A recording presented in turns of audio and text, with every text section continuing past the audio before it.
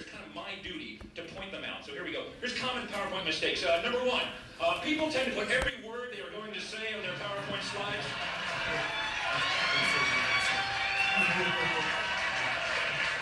Although this eliminates the need to memorize your talk, ultimately this makes your slides crowded, wordy, and boring. You will lose your audience's attention before you even reach the bottom of your first slide.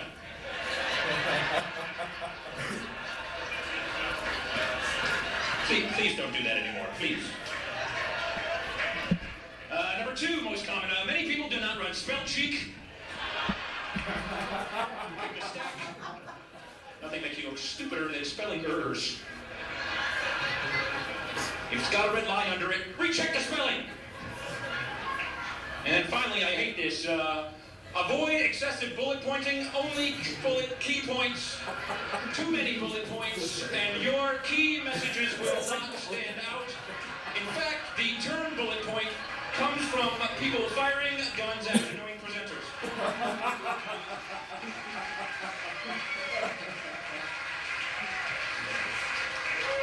Hence the bullet point.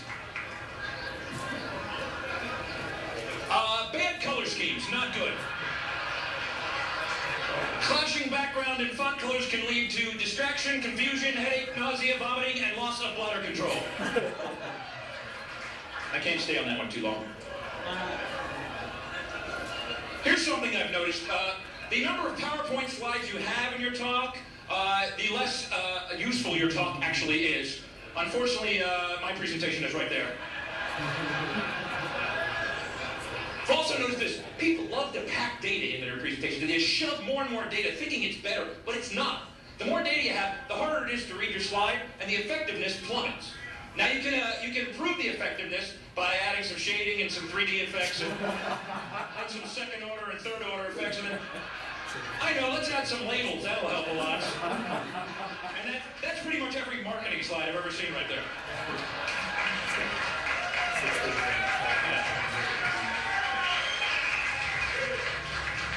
Then some like VP of marketing standing there going, it's real clear in Q4. What the hell are you talking about? Now, I'm into, in animation, people become animators in PowerPoint. You can have things flying all over the place, and that can be good. If you're a visual learner, that will improve the effectiveness of your performance. But if you're easily distracted, more animations, and people have no idea what you're talking about. They're just, wow, that is cool, wow. And there's regions here, by the way. There's the simple but effective region. There's the active but confusing, the effective but boring, the active but ineffective, the dull but static region, the busy but useless, the ADD only region, the useful but amusing, the stupid but confusing, the dull triangle, the hyper triangle, the sleepy square, the dizzying pentagon, and everything else I just call pointless motion. That slide right there took me an hour and a half to make, right there. PowerPoint can just suck the life out of you. It's amazing.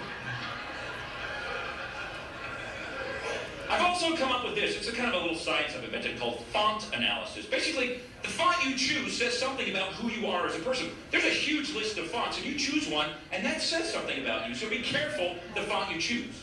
For example, if you choose Courier New, which happens to be my favorite, you're probably organized and structured. If you choose Matisse, it means you're artistic. And if you choose Times New Roman, it means you're lazy, apathetic, and unimaginative, and you always use the default.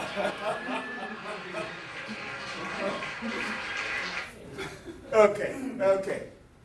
Hey, listen, the reason why I wanted to show you that was this. There's a lot of ways to use PowerPoint. And at first, when you first start using PowerPoint, you want to use all these new things. You want to put voice in, you want to bring things in from YouTube, you want to do a lot of different kinds of tricks, which is the reason why I'm not showing you that today. We'll get into it as time goes by, but today I just want to talk to you a little bit more about the kinds of things that we can do with PowerPoint. And I'm going to just ask a small poll. I really expected people here. So I'm going to ask a small poll for you. This is given to you by an organization called Poll Everywhere.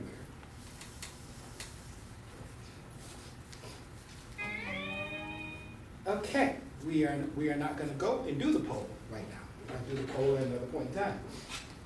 that's what happens. Poll Everywhere is a poll that I loaded last night, but we have a little problem bringing that up right now, so we'll get back to that poll a little later on. We want to give a good presentation. The idea is that the things that we have in our mind, we want to be able to put out on the machine. We want to be able to see a graphic or some words.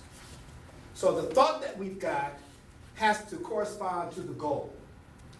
And the goal is to let people know what we're trying to say. The goal is not to be interesting. The goal is to be effective. So you want people to look at you most of the time. Although, I do like the fancy kinds of PowerPoints. But I want people to look at me and understand what I'm saying. And the PowerPoint can happen along the way. So it goes from thought to some way having a goal. And the goal in mind, you have to keep that in mind from your thought. Now there's several ways that we can go from thought to goal. One of the ways is a lot of different routes, helter-skelter, moving all around to get to our goal. Another way is to go straight from thought to the goal. So what do we need to think about? What do you want in a PowerPoint presentation? Now, I want to think about this for just 1 second. I know some of you are getting your CCs and some of you are getting advanced speeches. What do you want to portray to the audience? Anybody? Anybody think about statistics? You want to let your audience know that you're well versed in what you're talking about. That's one thing. Okay, but let's just say, let's just pick a piece here. I'm talking about my icebreaker speech. What are we trying to talk about in an icebreaker speech? Yourself. Yourself. So this speech is going to represent you, right? And so the next thing I want to ask you, you want to have a picture of you? Do you think that might be something you might want to have? Picture of you when you were a kid? No, she said picture. You don't want that picture of you now. Picture of you as a kid, picture when you were a teenager, picture of you working, or just a picture at all. Or maybe you want a block, an eye, a head. I don't know. What represents you? And then we can talk about what represents you, and then we can move forward. The goal is, I'm talking about me, starting back from when I was a kid or a teenager till now. So in that case, we're going to take it just a little bit more. We're going to take the fact that I have a goal, and now I want to make it so that I have a good idea. Okay, that's how I'm going to do it. What do I want to portray to my audience? How am I going to portray it to my audience? Do I want them to listen to me or listen to the actual PowerPoint presentation? Because you can do that, guys. I can have my whole PowerPoint presentation pre-recorded at home. And I can sit here and be Milli Vanilli, for those who know who those people are. Right, and it's a perfect speech, right? I can do that. So, here it is, my icebreaker speech. You're going to portray you. What colors would you use? Red and blue. Red and blue. Anybody else? Any colors you might use? Orange. Orange, okay. Now, the colors I'm talking about are the colors that portray who you are. They're the background colors. It's a design color. Would you want like a lot of things going on in that, depending on your personality? Notice the one I have here, I've got two little stripes down in the back of this blue. What would you want? That's one of the things I want to think about. As I go through my presentation, I can change the background design if I need to. Now, just like anything, PowerPoint allows you to choose multiple kinds of designs and multiple ways that you can go from one side to the other. What it also does, it gives you curtains and little karaoke things that you can go ahead and move around. But what is you? How can it portray what you're going to? You notice here, I have the word goal, and I have what, find a picture, and then add animations. Trying to get you to think about where we're going to go to. I want to captivate my audience with the slides, and then I may want to just forget about the slide at some point in time. And continue to talk. I don't want you to look at the slide anymore. I may want to make it so that I can have a blank slide, which I do now, so that I can walk in front of, and in back of, and all around the projector. Depends on what you want to do, because you're a Toastmaster. If you've got 5 to 7 minutes to do a speech, you think you have enough time to show 10 slides? Nope. That's kind of fast. That's like a movie almost. How many slides do you think you could show in 5 to 7 minutes? I usually use about 1 to 2 minutes per slide. 1 to 2 minutes per slide. Sometimes if you have a lot of examples you want to use, even less than that. Even less than that. Because all you want the slide to do, it's the truth here, is to remind you about where you need to go to next. It's not even for the audience. So what do you need to kick your mind into gear? And when do you need to show it? So from my goal, what I want to do, to my good idea, what I'm bringing, I need to know what to do. I'll go out to the internet and find a picture. You can find slides. You can find a picture. You can think about what the transitions are going to be. You can think about what the animations might be.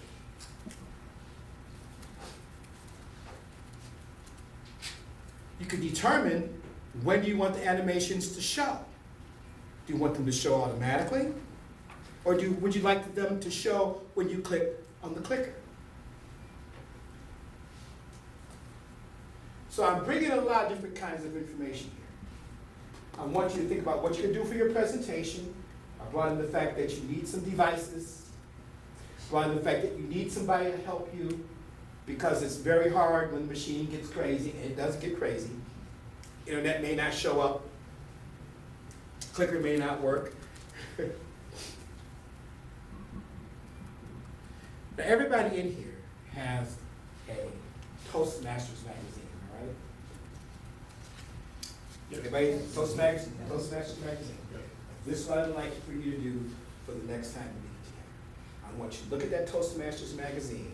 I want you to find just one article in your Toastmasters magazine. Pull that article out, and I want you to start to build a presentation. Now, I'm not asking you to come up with it in your own imagination. Look in Toastmasters magazine, and all I want you to do is come up with 4 slides. That's all I want you to do. Come up with 4 slides. The first slide is going to tell you this. The first slide is an initiation about what you're going to say. Now, it's not like a preface of a book. It's not an introduction as you would think an introduction is. It gives the crowd a little bit of information about what you're going to say, but also tells them what you're going to say. The last slide is taking everything that you just got finished talking about and summing it up. It's not saying thank you very much for the presentation, thank you very much for listening to me. That's not a slide. It's summing up what you just got finished saying. And in the middle, those middle 2 slides are now talking about the grits about what you want to do. If you want to use some kind of graph or chart, you can. If you want to use a movie, you can. But you only got 5 to 7 minutes. So let me just kind of go over just a little bit, a few things here. I have a goal. And I want to take this goal, I want to use this goal to create a great idea. I'm going to have a PowerPoint presentation to do it. I got 5 to 7 minutes to give my speech. I'm going to have 4 to 5 different slides I'm going to show. first slide is going to talk about the whole idea of doing my speech, what it's going to be about. The next two are going to get into the details of the speech. And the last one is going to basically sum up everything you've done. Isn't that the way we do the speeches? And that's the way the PowerPoint presentation is going to be. We're going to go from a goal to a big idea. Now, I do want to show a few things. And one of the things that I want to show here today is the beginning slide of a PowerPoint presentation, the beginning of it. And the reason why I want to show this is because everybody says, well, I want to go ahead and learn this PowerPoint stuff. I'm going to go ahead and show you a little bit of what happens when you first sign into PowerPoint. When you first sign into PowerPoint, you get a chance to go ahead and build any kind of PowerPoint you want. This is PowerPoint 2013. The whole idea is that you want to go ahead and you want to create a brand new PowerPoint. And it's by choosing new. You probably can't see that over there. I'm in what's called the backstage.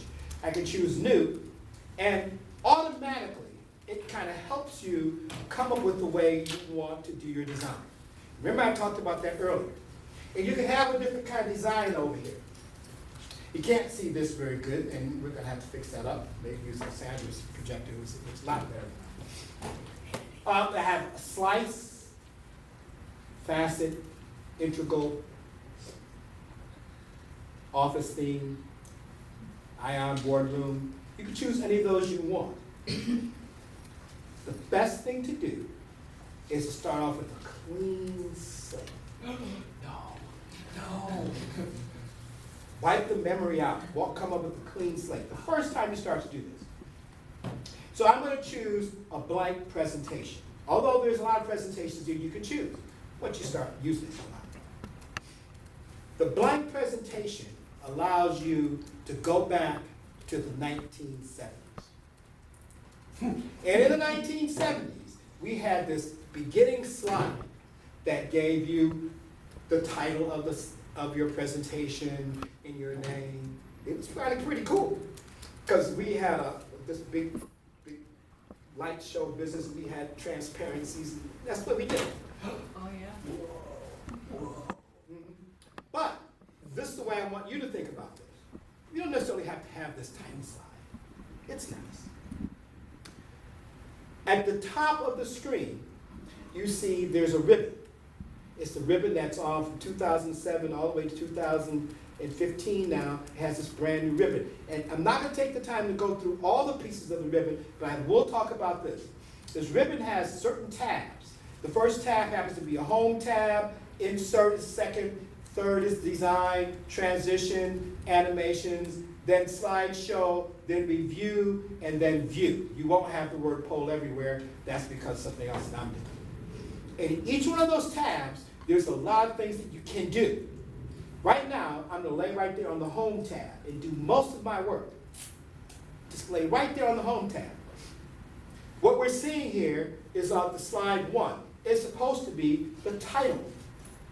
If I move my cursor, where you see the 1, it's over on the left-hand side. It's a minimized view of what I'm seeing in the big picture. I move my cursor there and do a right mouse click, you get a submenu. And in that submenu, I know if you can see this all the way in the back there, it allows me to build a new slide. I can copy, I can paste, which you would expect. That's what happens for this piece. I can duplicate this slide, I can add a section, but the piece that I'm really looking at is all the way down, 1, 2, 3, 4, 5, 6, 7, 8, 9 clicks down. It has what's called the layout.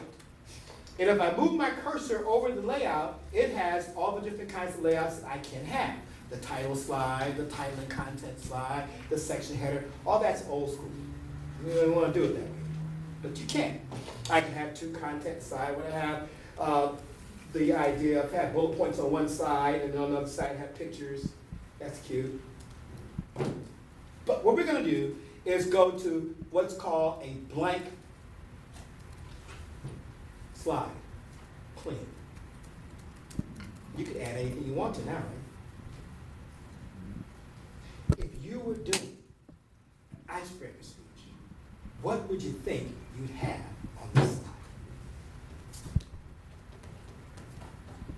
Anybody? Picture of me. A picture of you? Oh, gosh. Okay. You want a picture of you. You have a picture of you someplace around. All right.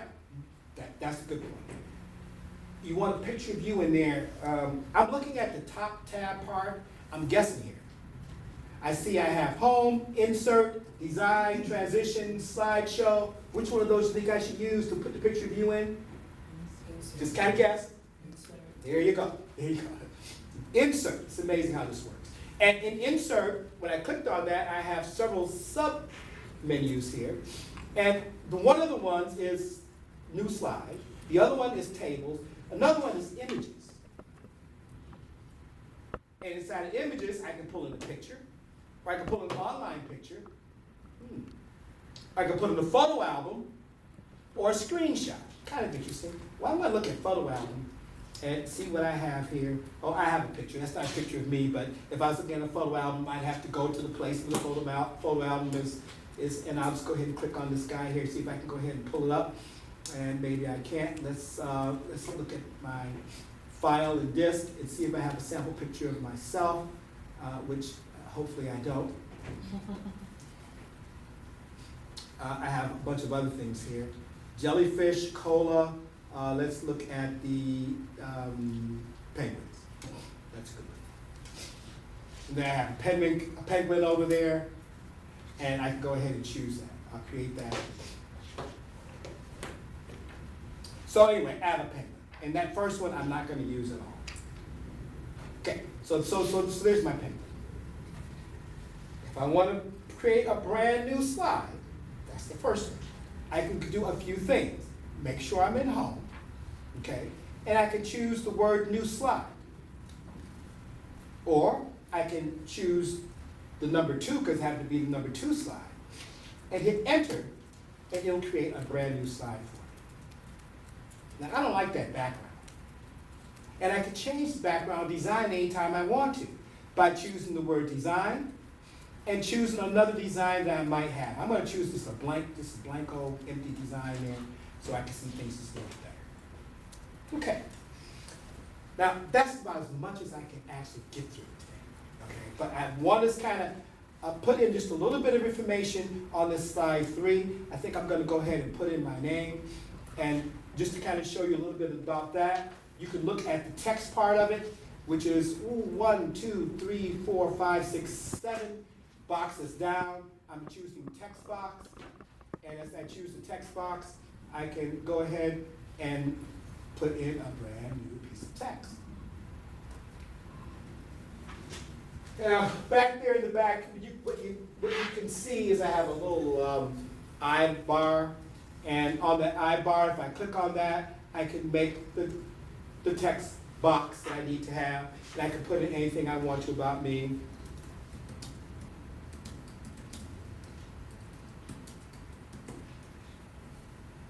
If I don't have to spell my name, I'd be okay, huh? Okay. Now, there's no spell check for my name. There might be a spell check for my name. I have to use it sometimes. This is the Dushan Mosley Show. Just start typing it in. I can type in much other stuff, too, if I want to.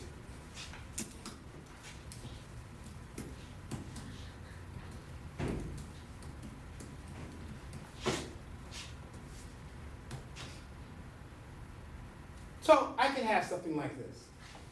Can't see that very well back there, can you? I want you to watch what I'm going to do. I'm going to highlight the information that I have. Now, all these tools work the same way. You'll see the same thing when I talk about Word and Excel a little bit later on. They show up a context box, which basically looks like the fonts. And just because I moved over that information after I highlighted it, you notice that that'll show up. And I can do anything I want to. I can now increase the size by using increased size font. I can make it as big as I need to. I can also go ahead and change the color if I need to of the font. And I'm beginning to get a little bit of my show.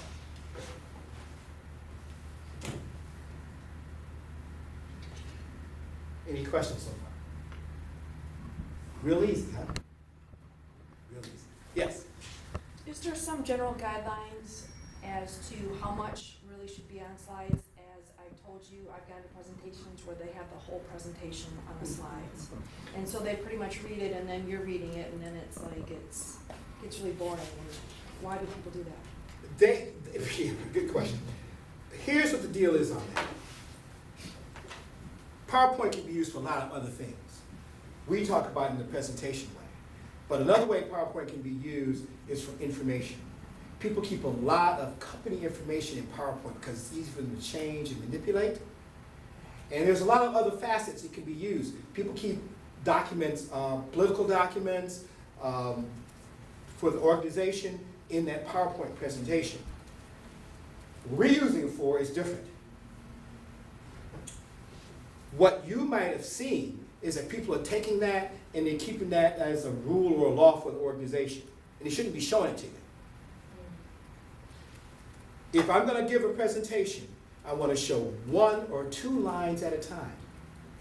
3, maybe 4. That's it.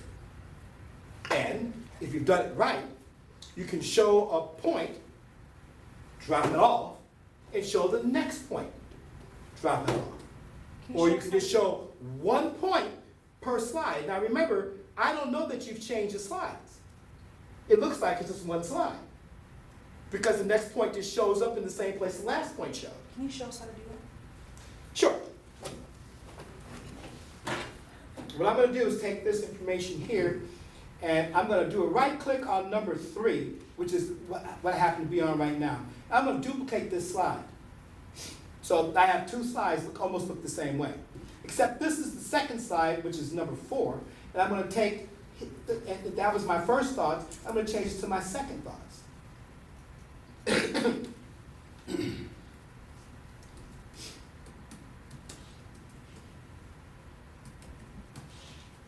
Thoughts, okay. But you know what I'm trying to do. Now, when I get ready to run this show, which I'm going to start off exactly where I'm at right now, that's my first thought. Hitting it down, go down 1 more. What difference does it make? It just showed the second thoughts down. So it's another slide. You can do fancy and have 1 slide full of everything, just like Don said. And you can have things coming in and out as you want to, but who knows that's the second slide? Only you. There's a lot. There's a lot of things to do inside of this piece. We're going to be talking about in the coming days not only adding voice, but adding video, taking and adding all kinds of animations, and there's all different ways to add animations, giving slideshows. You'll see, you probably saw at the beginning of this, we had a slideshow that was going. This is a way to do slideshows. You can start from the first slide all the way down to the last slide. You can start from the 6th slide and all the way down to the bottom. There's a bunch of ways I can add music. You've probably seen some lines that add music to it, and there's a lot of different places that you can go to go ahead and add more information. You got to come to all of these, because as we go along, I'm going to be asking you to do some work. Once again, I'm going to ask you to look at your Toastmasters magazine, pick an article, and start to do 4 slides. That's all I want you to do. 4 slides. If you can't find your Toastmasters magazine, then I want you to use your imagination. I just want 4 slides. I want it to be coming from your idea of what you want people to bring to you. I don't care about the colors, but if you come up with some colors for the background colors, that would be nice. As you can see, there's a lot of ways we can go through all different kinds of designs. Black backgrounds, blue backgrounds, the green backgrounds, bubble backgrounds, any kind of backgrounds that you might like. Any questions? Yes? So, Deshaun, you mentioned about doing your presentation from home. Yes. Would you consider webinars? Mm-hmm. That's the webinar. That'll be something else. We're going to be talking about webinars a little bit later on, but not today. Yes, and we'll be giving webinars, full-blown webinars on how to use this product. You can also go to YouTube. You can find full-blown presentations also. Okay. Thank you very much. Madam Toastmaster.